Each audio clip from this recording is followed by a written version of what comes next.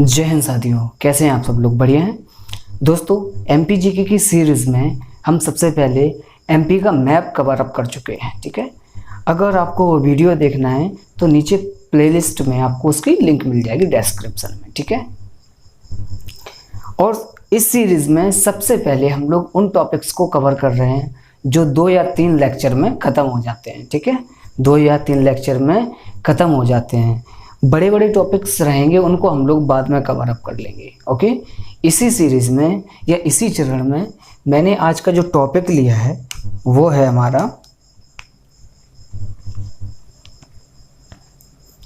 Forest in MP. ठीक है, यानी मध्य प्रदेश में वन। क्या मेरे साथियों? मध्य प्रदेश में वन। ठीक है, मध्य प्रदेश में वन। तो आज का हमारा टॉपिक रहने वाला है मध्य प्रदेश में वन। ठीक है, सबसे पहले हम लोग एक ISFR के बारे में देखेंगे। ठीक है, ISFR क्या है? कोई मुझे बता सकता है क्या? आप में से कोई मुझे बता सकता है कि ये ISFR है क्या? ठीक है, तो चलो मैं बता देता हूँ। ISFR है इंडियन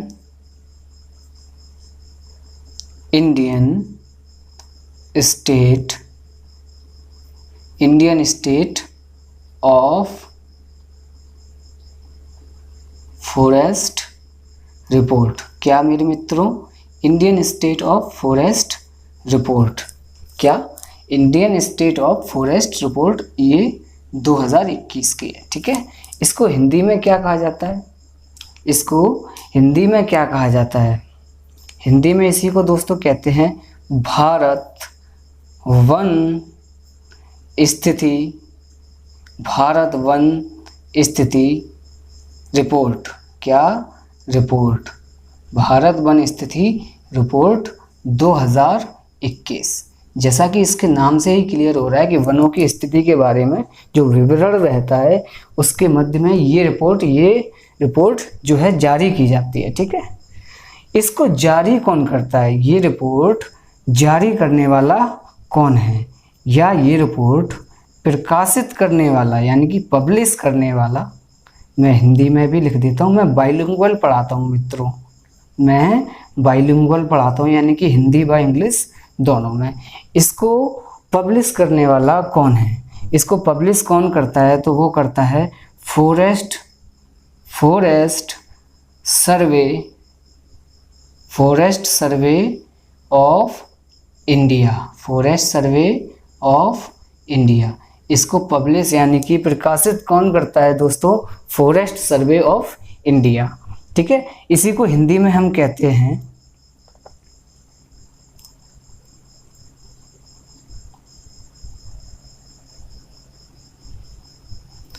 भारतीय वन सर्वेक्षण विभाग। क्या मेरे मित्रों? भारतीय वन सर्वेक्षण विभाग। ठीक है, तो इसके द्वारा ये रिपोर्ट पब्लिश की जाती है। क्या? प्रकाशित की जाती है। ठीक है, अब ये जो डिपार्टमेंट है, ये फॉरेस्ट सर्वे ऑफ इंडिया है, इसकी स्थापना कब हुई थी? इसकी स्थापना मित्रों 1981 में यानी कि 1981 में हुई थी। कब हुई थी दोस्तों? 1981 में। कब हुई थी? 1981 में। ठीक है, इसके अलावा हम लोग देखेंगे इसका जो हेड क्वार्टर है वो कहाँ पे है? हेड क्वार्टर दोस्तों इसका कहाँ है? देहरादून में। कहाँ है? देहरादून में इसका हेड क्वार्टर है। देहरादून उत्तराखंड। इतनी बात समझ में आई? आप इसका स्क्रीनशॉट ले लीजिए जिससे हम आगे की बात कर सकें। मैं साइड से हो जाता हूँ, आप इसका स्क्रीनशॉट ले लीजिए।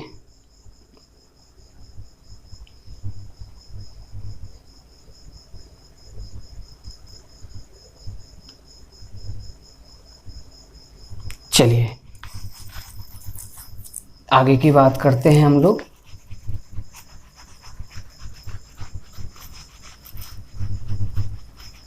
आगे की बात करते हैं।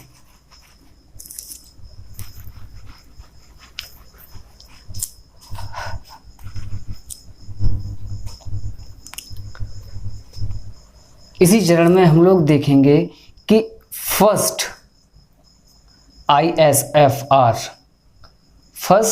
ISFR ये ISFR रिपोर्ट को कब जारी किया गया था? कोई मुझे इसके बारे में बता सकता है? आप में से प्रथम ISFR कब जारी किया गया था, कब प्रकाशित किया गया था? कोई मुझे बता सकता है? तो इसको जारी किया गया था 1987 में। और ये जो रिपोर्ट प्रकाशित की जाती है ये प्रति 2 वर्ष में, कितने? प्रति 2 वर्ष, यानी कि पर 2 ईयर्स में इसको प्रकाशित किया जाता है। पर 2 ईयर्स, ठीक है, प्रति 2 वर्ष, पर 2 ईयर्स में इसको क्या किया जाता है? पब्लिश किया जाता है। प्रति 2 वर्ष में इसको पब्लिश किया जाता है, ठीक है। –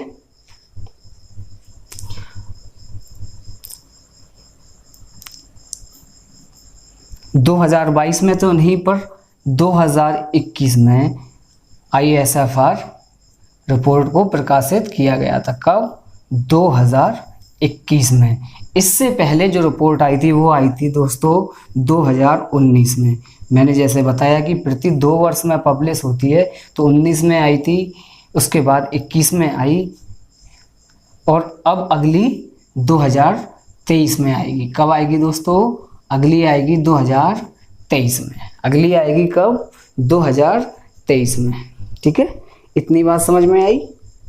अगली आएगी कब? 2023 में, ठीक है। इससे आगे की बात करते हैं। फटाफट मैं इसको इरेज कर देता हूं जिससे हम आगे की बातें कर सकें, ठीक है दोस्तों। नोट्स बनाना ज़रूरी है। नोट्स बनाना इसलिए ज़रूरी है क्योंकि आप अल्टीमेटली जब एग्ज़ाम नियर होता है, एग्ज़ाम पास में होता है, तो हम उसको रिवाइज़ कर सकते हैं। इसलिए नोट्स अपने अच्छे से बनाते चलिए और चीज़ें सीखते चलिए, ठीक है। बिना नोट्स के आप नहीं लड़ पाएंगे एग्ज़ाम से, ठीक है। तो इसी के साथ हम लोग जानेंगे, मैंने आपको बता दिया कि प्रति 2 वर्ष में इसको जारी किया जाता है। प्रति 2 वर्ष में इसको जारी किया जाता है, ठीक है। 2021 की जो ISFR थी उसको किसने जारी किया था? कोई मुझे बता सकता है आप में से? 2021 के ISFR जारी करने वाले थे दोस्तों कौन? भूपेंद्र यादव। कौन? भूपेंद्र यादव। कौन थे? भूपेंद्र यादव, ठीक। कौन थे? भूपेंद्र यादव, ठीक। भूपेंद्र यादव, इन्होंने इस रिपोर्ट को क्या किया था? पब्लिश किया था। क्या किया था दोस्तों? पब्लिश किया था। भूपेंद्र यादव कौन है? कोई मुझे ये बता सकता है क्या? Bhupendra Yadav union cabinet minister of environment, इसको शॉर्ट में लिख देता हूँ, environment, union cabinet minister of environment, forest and climate change, ठीक है। एंड क्लाइमेट चेंज कौन है ये? यूनियन कैबिनेट मिनिस्टर हैं। किस चीज़ के? Environment, forest and climate change. इसी बात को हम हिंदी में कहेंगे ये पर्यावरण। क्या? पर्यावरण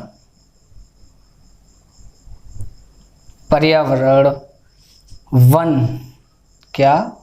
वन एवं क्लाइमेट मतलब जलवायु। क्लाइमेट मतलब जलवायु,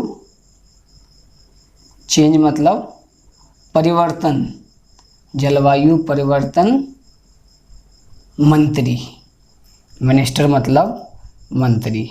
तो ये कौन है मेरे मित्रों? भूपेंद्र यादव जी पर्यावरण वन एवं जलवायु परिवर्तन मंत्री हैं। ठीक है, इतनी बात मेरी समझ में आई, इतनी बात मेरी समझ में आई। ठीक है, आप इसका स्क्रीनशॉट ले लीजिए फटाफट से, मैं इसको रब करता हूँ फिर।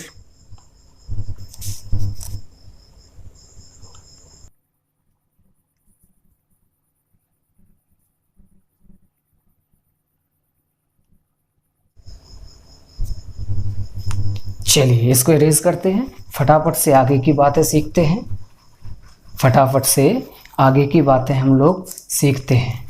चलिए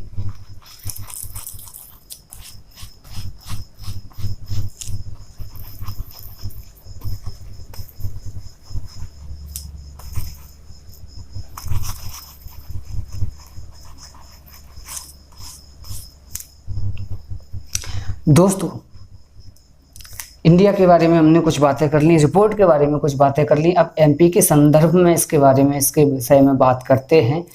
तो देखते हैं ISFR 2021 मध्य प्रदेश के संदर्भ में बात करेंगे हम लोग, मध्य प्रदेश के संदर्भ में बात करेंगे। क्या करेंगे दोस्तों? मध्य प्रदेश के संदर्भ में बात करेंगे।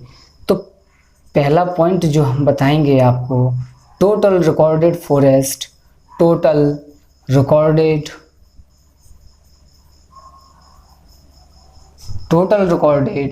Forest in MP, total recorded forest in MP, यानी कि कुल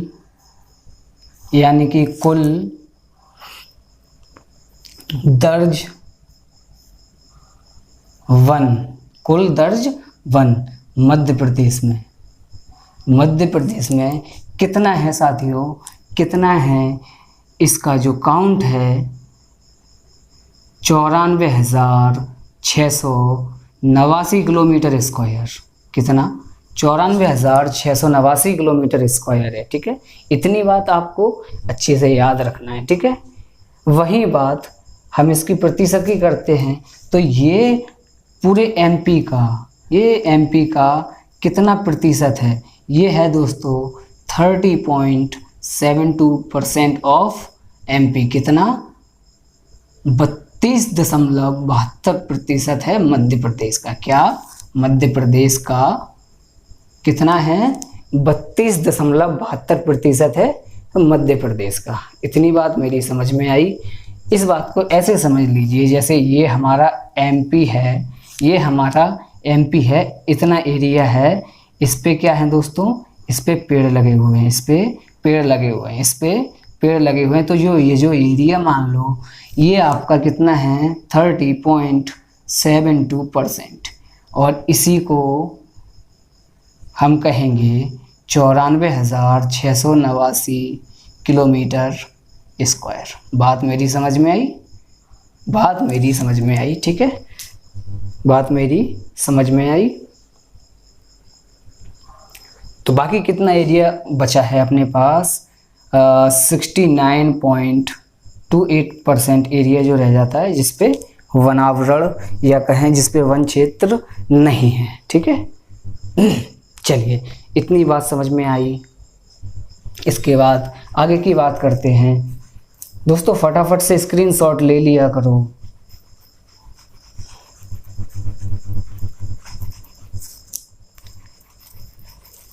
स्क्रीनशॉट लेना ज़रूरी है, आप उसको फिर बाद में अपने नोट्स में लिख सकते हैं, बना सकते हैं, इसलिए स्क्रीनशॉट ले लिया कीजिए।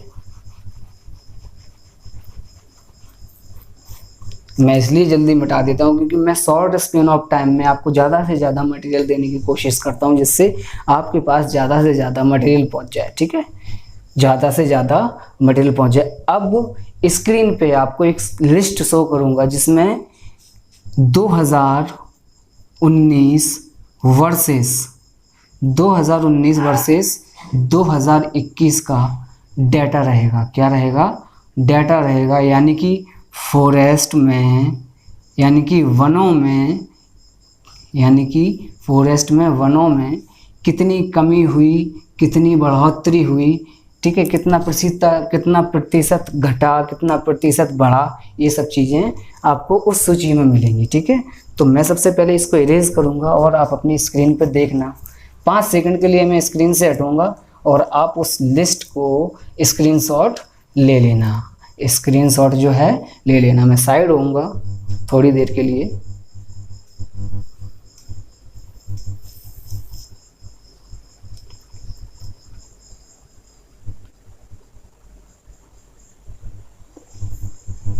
चलिए दोस्तों, अब आगे की बात करते हैं।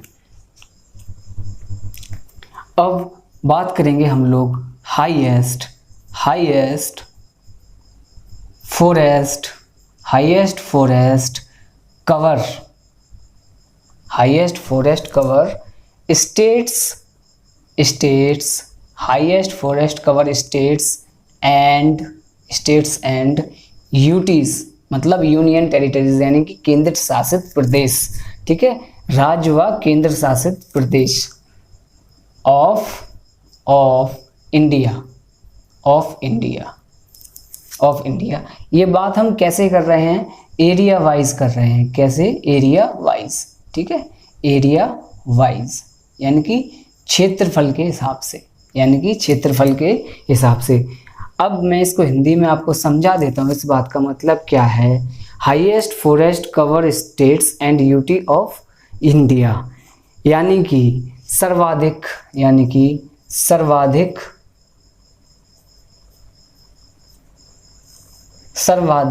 फॉरेस्ट कवर, यानी कि वनावरण, जहाँ पे सबसे ज़्यादा फॉरेस्ट कवर होता है, यानी कि वनावरण, सर्वाधिक वनावरण वाले राज्य व यूटी, यानी कि केंद्र शासित प्रदेश।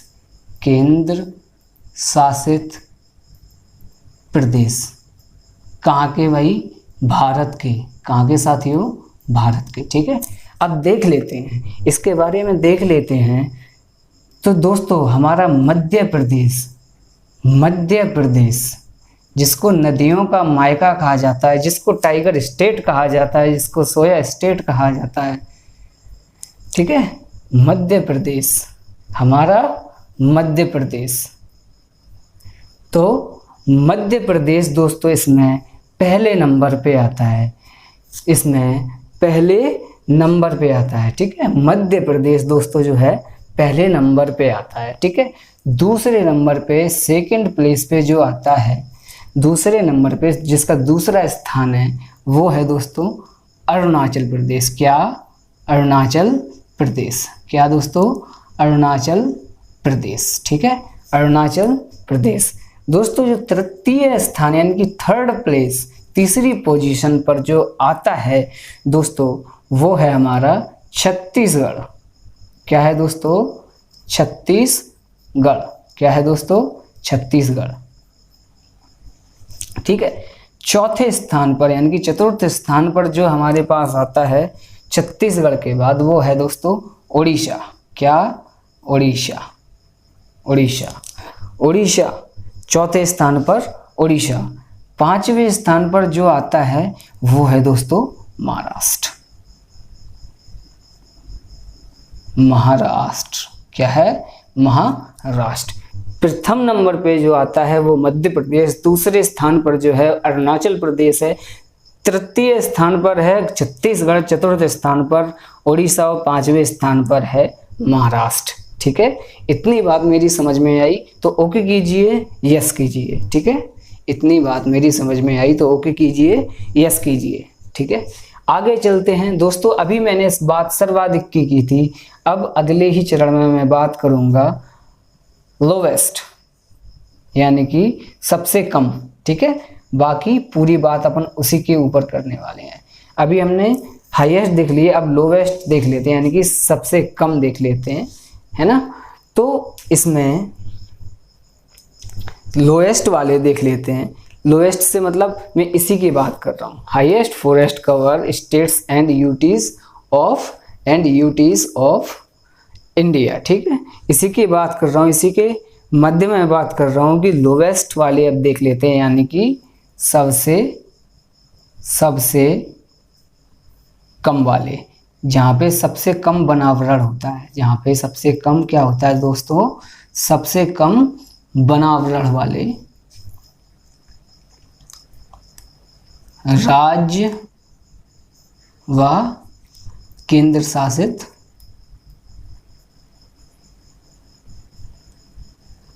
प्रदेश, ठीक है, कहाँ के, भारत के, ठीक है, केंद्र शासित प्रदेश भारत के। किसी को अगर इसके बारे में अंदाजा हो, अनुमान हो तो मुझे जरा बताएं। चलिए देख लेते हैं समय व्यर्थ ना करते हुए।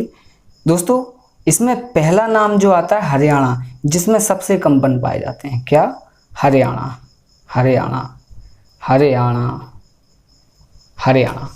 दूसरा स्थान जो आता है, यानी कि सेकंड प्लेस पर या सेकंड पोजीशन पर हम कहें, वो है पंजाब। क्या है दोस्तों, पंजाब। हरियाणा और पंजाब, हरियाणा और पंजाब। इसी क्रम में तीसरे स्थान पर आता है वो है गोवा।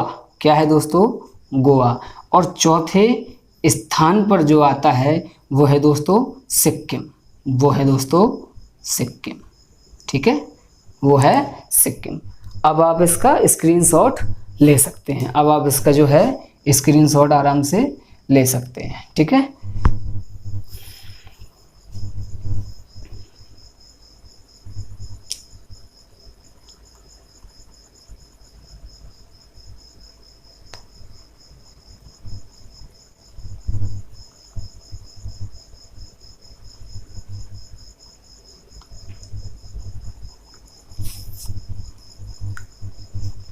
ठीक है, मैं इसको इरेज करता हूँ, रफ करता हूँ, फिर आपको एक नोट का पॉइंट एक लिखवा देता हूँ, बड़ा इम्पोर्टेंट पॉइंट है, इवन कहो तो पूछने के लिए आ भी सकता है, इसलिए उसको बताना ज़रूरी है और आप लोगों के लिए जानना जो है ज़रूरी है, ठीक है।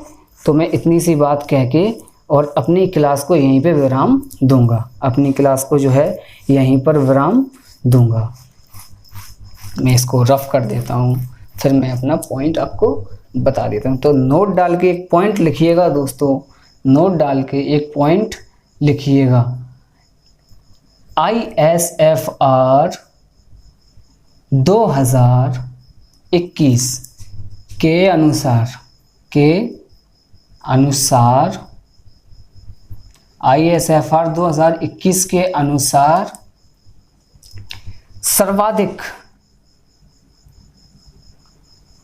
सर्वाधिक फॉरेस्ट कवर जो किया है, सर्वाधिक वनों में जो वृद्धि देखी गई है, सर्वाधिक फॉरेस्ट कवर या कि वनावरण, सर्वाधिक फॉरेस्ट कवर जिसको हम कहेंगे वनावरण, क्या दोस्तों, सर्वाधिक फॉरेस्ट कवर जो किया है वो किसने किया है, कोई मुझे बता सकता है,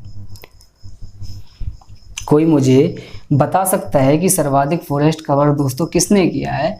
तो वो है दोस्तों क्या, अरुणाचल प्रदेश, अरुणाचल प्रदेश, अरुणाचल प्रदेश, अरुणाचल प्रदेश। इस बात को आप नोट का पॉइंट बना के लिख लो कहीं साइड से, ये बात आ सकती है पूछने के लिए, बिल्कुल आ सकती है। और इसका मैं एरिया भी बता देता हूँ, 647 किलोमीटर स्क्वायर की जो है वृद्धि हुई है इसके वनावरण में, ठीक है। तो दोस्तों आज की क्लास को मैं यहीं पर विराम देते हुए क्लास अपनी डिस्पर्स करूँगा और इसके बाद अगली क्लास में हम लोग इसके आगे की बात करेंगे, ठीक है। तब तक आप लोग जुड़े रहिए और डिस्क्रिप्शन में मैंने प्लेलिस्ट डाल दी है, तो आप वहाँ से वीडियो आराम से एक्सेस कर सकते हैं, ठीक है। बाद बाकी मिलते हैं अगली क्लास में। जय हिंद साथियों।